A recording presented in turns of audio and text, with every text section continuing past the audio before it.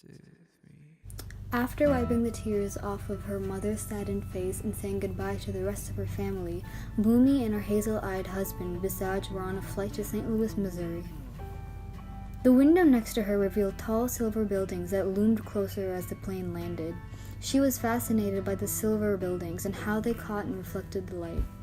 Visaj looked at her with red, sleepless eyes. He didn't have to say what he was thinking. He was clearly uncomfortable. Bhumi nodded and looped her arm around his elbow, hoping that her warmth would help him. The plane started to shake as it reached closer to St. Louis, and Bhumi's hands shook as well. And suddenly they were standing at the foot of their new apartment. Flurries of snow dotted the windows of the taxi. It was a dull drive for the immigrants, for their surroundings looked uniform and perfect. Visaj despised the lack of color in America, so different from the pink and blue walls of Bangalore. Stop doing that. Being here is a dream, remember? Visaj stepped through the glass doors, brushing dust off his suit. He walked towards the front desk, saying he had an appointment for an interview. They asked him to wait. He sat, his leg bouncing up and down. The lady from the front desk led Visaj towards the room and told him to wait again. A plump woman walked in, holding files and papers. She set them down, heaving a sigh. He noticed the orange tint her skin had, and how she was darker than he was. She greeted him. Sir, please tell me how to say your name." He told her. She repeated it and said, "Wow, I almost nailed that one." She couldn't have been more wrong. But Visaj laughed along. The woman was kindly, and she was impressed when seeing that Visaj was ranked first in high school and college despite his poor upbringing. She folded her arms and leaned back. "Tell me about Bangalore, Visaj." He described the blue skies and green grasses, the street food that would appetize you and possibly leave you hurling in a couple of hours, the beautiful temples with ancient writing and extravagant sculptures. "What a beautiful, exotic place," she exclaimed. "I'd love to travel there so far, but I'm honestly quite afraid to. Women are in such danger in India. People are kidnapped and die every day." Visaj couldn't quite meet her eyes, knowing that she spit facts from a biased textbook read in 7th grade. What about America?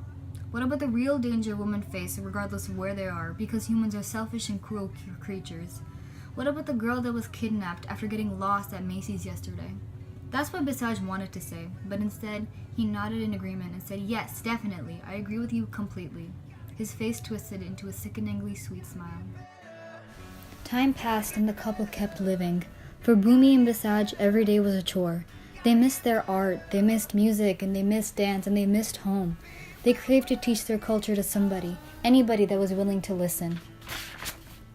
Traveling 30 minutes to buy groceries was time-consuming and expensive, but they needed food. Their backs became heavy and their stomachs were hungry. Except someone else was hungry too. Bhumi had missed a period. After I had you, my daughter, till now you were only thinking about, oh yes, I'm here, I've completed my degree, my education, and I'm here in another country and all of that. And now you have a kid, you have a daughter, and then you start thinking about, okay, what am I going to, how am I going to raise my child? What do I want her to be? What am I envisioning, right? So both of us, we always wanted to be well educated, knowing that America has a lot of education to offer. So we wanted our daughter to have that. But at the same time, we definitely wanted you to pursue the art form that we love the most, right? Dance and music. Being able to sing, express herself, and make a big name.